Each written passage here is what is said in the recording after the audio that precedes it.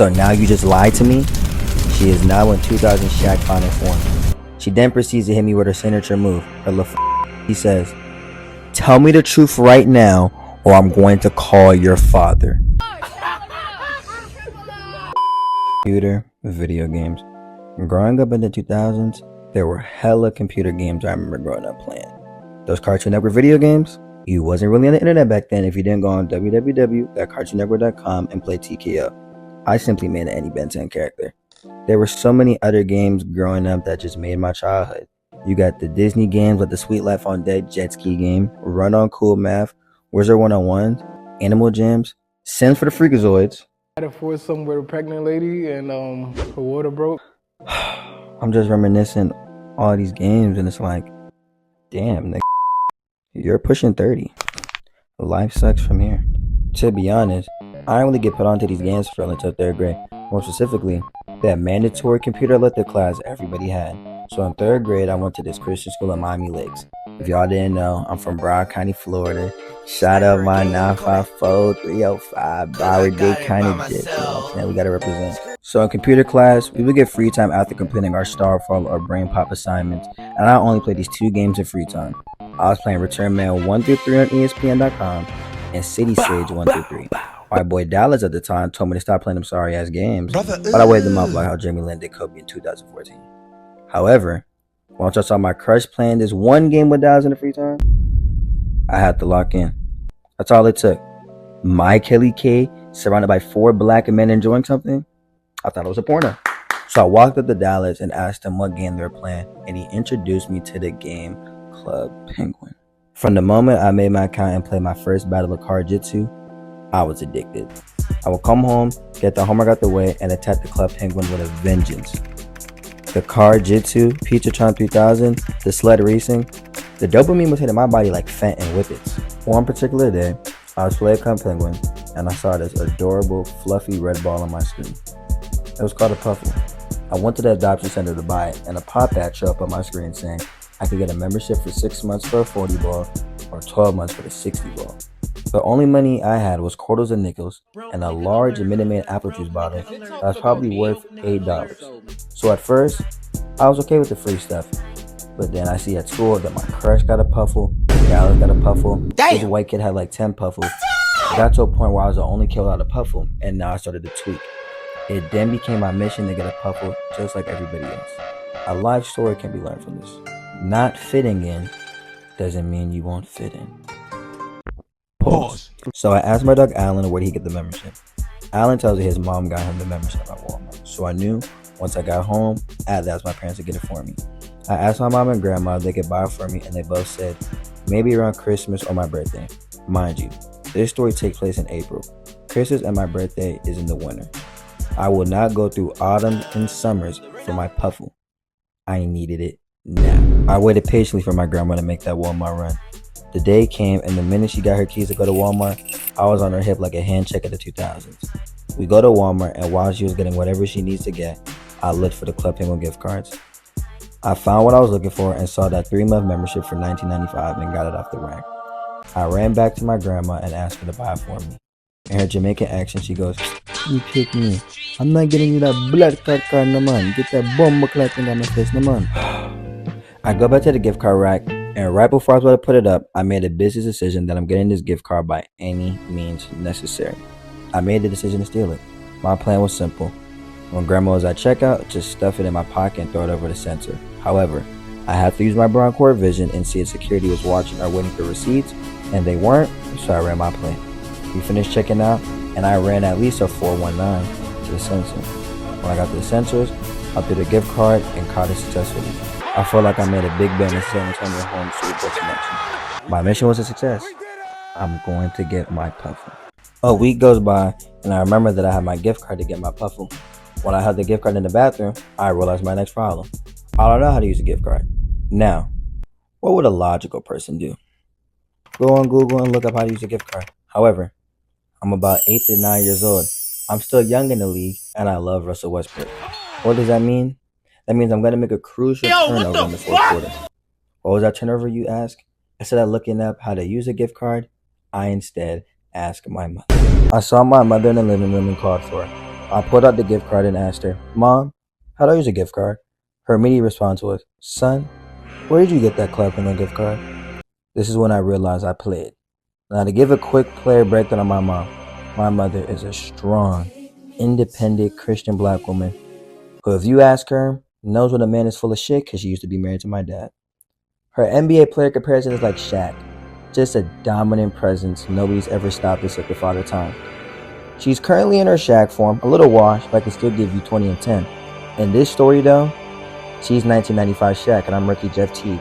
She sees me guarding her in the situation and instantly screams, "Barbecue chicken alert! Barbecue chicken alert!" When she asked me this question, the crowd is getting to me and the stadium post is on max. I'm getting nervous. With a couple seconds left on the shot clock, I tell her, Alan's mom got it for me and he gave me one. J.R. Smith level shot. Just check something up because the shot clock was about to hit 0. It was a good shot, but my mom's prime Shaq. She sent that shit to the stands and said, "Are you sure? You know I'm on the PTA staff and have her number. I could call and confirm if Alan did give you that card." Yep. I know I was in a boxing 1, a 1-2-1-1 diamond press, engage a 0 blitz defense. I go to her and say, "No, Alan didn't." My mom does not even ask then who. Her frustration is now, "So now you just lied to me?" She is now in 2000 Shaq final form. She then proceeds to hit me with her signature move, her He says, "Tell me the truth right now or I'm going to call your father." At this time of my life, my father had a white beard, Kaido, Shanks Conqueror's hockey. I told her, "I stole from Walmart when grandma wasn't looking." My mom is now looking like she ate the Mama food. Bro, by the way, for killing Ace.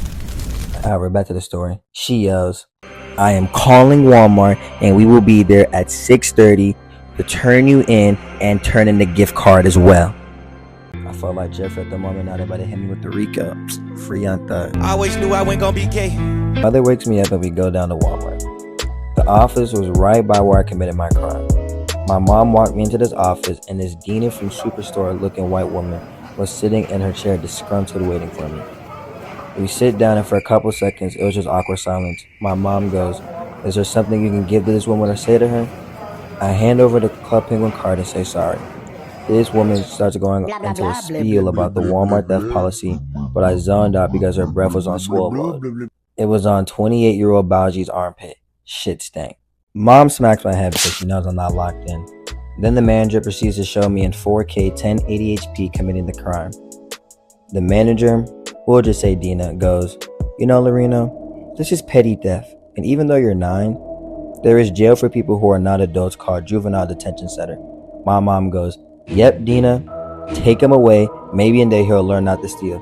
Dina then asks me, "Your mom believes you should go to juvie. We have the footage on you. Should I call for Officer Willis to come in here and arrest you?" Now, before I get into how I handled that question, let's really look at the bigger picture here. Was I in the wrong? Yes. I can take accountability and responsibility for my behavior and actions. However, let me get into my Huey Freeman bag and let's look at the bigger picture here. Isn't it crazy how in America, the government and court system is designed for the failure of black people, and more specifically black men, stopping black men in the 70s from being able to learn technical skills in high school and become mechanics, electricians, or plumbers, which led to the crack epidemic in the 80s and leading to so many black homes not having a male father to provide for not only himself, but his family, leading to the destruction of the black family structure by having fathers leaving their families, selling drugs, and going to jail or being killed. This nigga did Dr. Umar's whole flow. My mother, understanding this history, and despite me being 100% in the wrong and making a simple mistake, instead of a possible beating or just taking away my electronics, was going to the Kashi 6'9", Judas Lil with me, and allowed the white woman to send me to jail and turn me into another statistic and prove to the stereotype already on black men. I raised 2 questions for you, to the viewer and my mother for when she discovered I do YouTube. Why is there so much self-hatred with the black community when the government and system is already against us? And to my mom, what you did, that's not like tier 3 levels of c***ery? No? Did he just call his mother a coon? Now back to the story. When I was asked that question, I did what any 9-year-old at the time who was listening to Carter 3 and 4 and T.I. would do. And I fell down to my knees when the law came. I cried to the white woman and begged her not to send me to jail. Wayne and T.I. probably have their gang affiliations. But I was birthed into my gang GCG, Gated Community Gangsters. I was, and I'm still not made for jail, juvie, or prison. I do not want to be anywhere where men aren't around women and will try to do me like Diddy. I'm not going to be like Wallow and giving stories from the cell. No man is going to try to attack my rim like John Moran. I like to be free where my booty hole is free from molestation and penetration. Gay ass nigga, shut up. The woman lets me slide, and my mom sends me off to school. When I came home, my Xbox, Wii, computer, basketball, and DS were all gone. When the weekend came, my mom made me write Leviticus 19:11 100 times on 3 different sheets of paper, top to bottom. Leviticus 19 reads, "Do not steal, do not lie, do not deceive one another." Have I learned my lesson since then? Yes. I will not steal from Walmart. However, I haven't paid anything from Wawa since 2019. Been getting free eats and drinks for them for years.